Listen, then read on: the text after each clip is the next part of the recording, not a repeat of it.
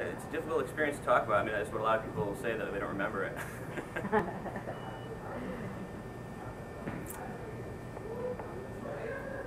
What was your inspiration for writing the story? Inspiration for the story? Well, I told this story once before at the launch. I was, beginning of 2008, I decided that I was going to give myself one more year to try to publish a book and then move on to something else. If that didn't happen, I was about to turn 30.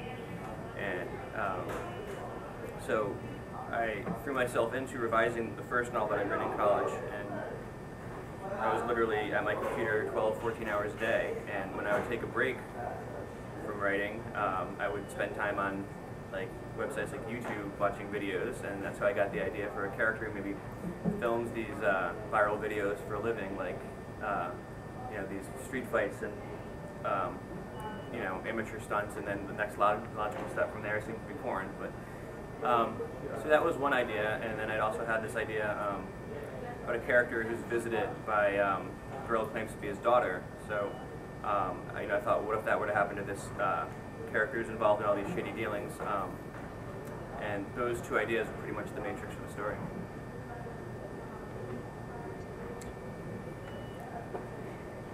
Jason, how do they verify that the novel in fact was written over a weekend and wasn't something that was pre-written and then just submitted? Well, that's the most like common question they get, and I guess basically you're on the honor system. You have 3 days to write it, then they give you a grace period of a week where, I mean, technically what that's for is, you know, if you just like wrote by hand and I didn't type it, to type it up, or just to, you know, to do that. But I mean, I'm sure people will take advantage of that time. Like, you know, if you wrote, you know, 90% of a novel in 3 days and you actually had that week where you could, you know, work on it more and no one would know about it. I mean, you're just on the honor system. But you know, what I did was I wrote my book in real time, so it was actually set over the 3-day weekend. While I was writing it, that's like the Labor Day weekend is when the book is set. So, you know, that's basically all there is to it. It's not like when they're filming it, that was a different. They're actually filming the writers doing the contest. That was like a different sort of thing. But the characters are. I've read the book. The characters are awesome. Do you plan any follow-up, any either prequel or sequel? To develop any of the characters further? No, not right now. I mean, you should. Right now I'm working on a book about a character who lives in a self-storage unit. That's my next.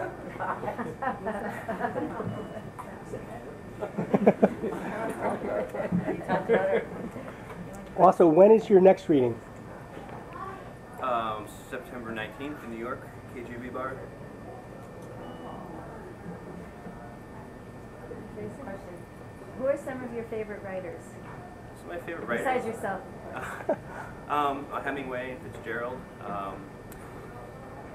Raymond Carver, Charles Bukowski, Hunter S. Thompson, Dennis Johnson, Spalding Gray. I know there's no women in there, but I just can't think off the top of my head. Sylvia Plath. Yeah.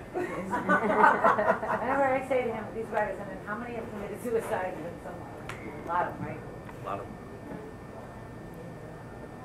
Bill? Jason, when you're writing, do you start from the beginning and go to the end, or do you structure this in segments? I mean, how do you set this writing piece up? This was like beginning to end. I came up with I had the two ideas that I just like kind of talked a little bit about before, but also when I sat down to write, I knew what the twist was going to be in the end, so it was just a matter of getting there. And the whole second day of the contest, when I had to kind of fill in the backstory of this, you know, the character, you know, where did he come from? I know what's going on in his life right now, but I had these flashback scenes, so I was really drawing on a lot of autobiographical material in order to write at the necessary pace, you know, which was 2 pages an hour.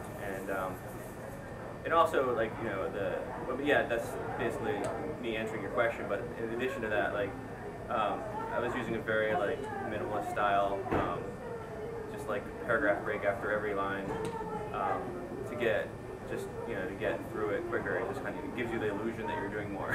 There's fewer words on a page. When you went back and met with the editors to put it together into a book, were there many changes that they suggested? No, my editor was Scottish, for one thing, so the first time I spoke with her, I could understand everything she was saying.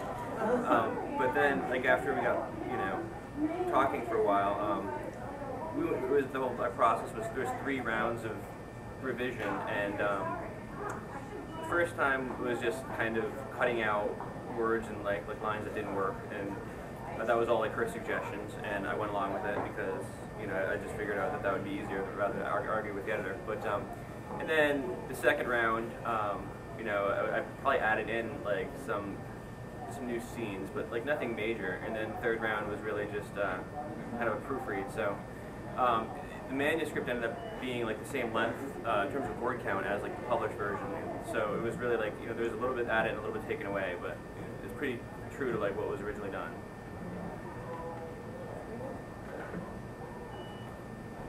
The cover. I want the cover. Is that a question? Yeah, totally. Well, how did you choose the cover? I didn't choose the cover. They found it on it's internet porn, I guess. They found this scene, and this was the managing editor of the contest. Found it on the internet, and she emailed whoever was webmaster for that site, and never got a response. So she hired these models to recreate the scene. So I have the original cover concept that she emailed me, which looks like this one. This is actually, it's grown up, and I like this a lot better. They own the rights to it too, so it's not like. But yeah, it's just models that were filmed and photographed in a bathroom. And I-95, no. Jimmy, get your cameras back. So, Jason, do you have a connection with this publisher now for future publications? Well, I have a connection with the distributor, which is Arsenal Pulp Press, and they are like a general publisher. They're very liberal and kind of controversial. But the publisher itself is the contest. It's a 3-day book, so the only way I would publish them again would be if I won another contest.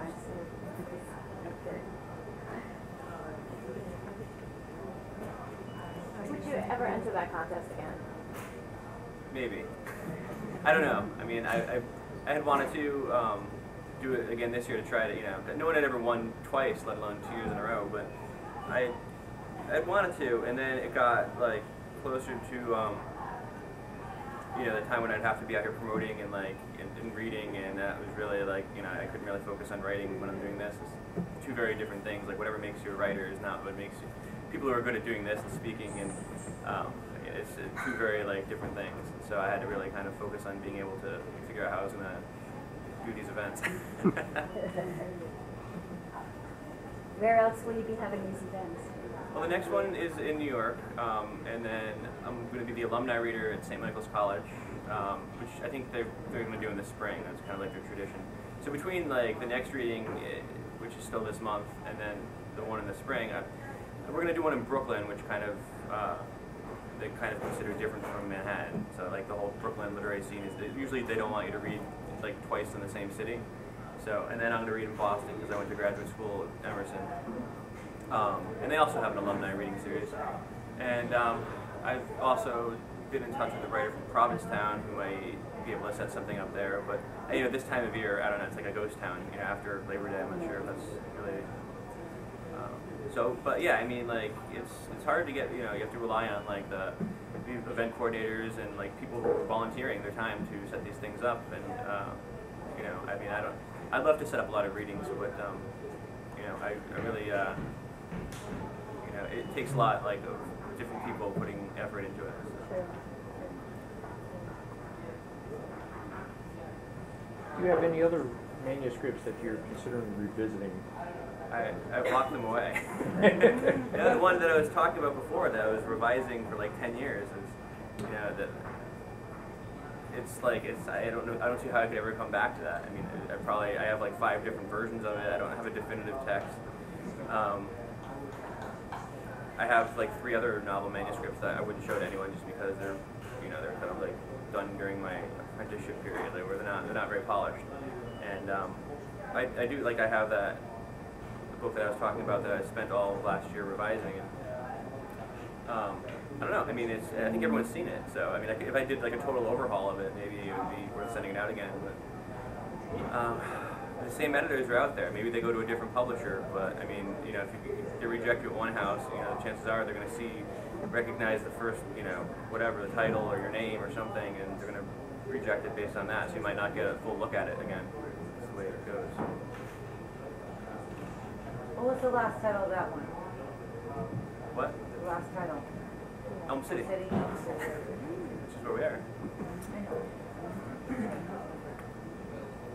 Again, would you find it easier to develop a whole new storyline, or to try to go back and revise an existing manuscript that perhaps you're not? Well, in this case, it was easier to develop a storyline, but I think it varies from time to time. I mean, like, I was, you know, revising the same book for a long time, and it got to the point where, you know, I mean, I couldn't do any more with it, and so, you know, I think that's more of like an obsessive process, whereas being creative is you know, doing something new is probably easier for me. I've always been better at like producing a first draft.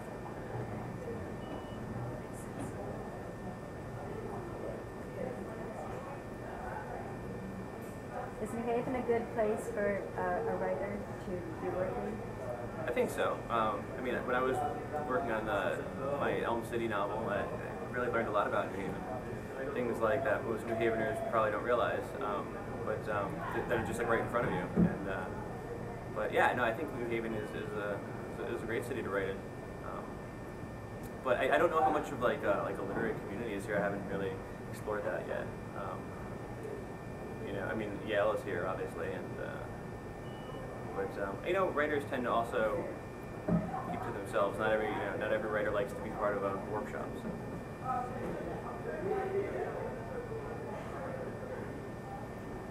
Well, if nobody has any more questions, I'd just like to thank you for coming. And we've got books that you see before you are for sale. I'm sure to ask my sons. Thank you very much. Thank you. Thank you.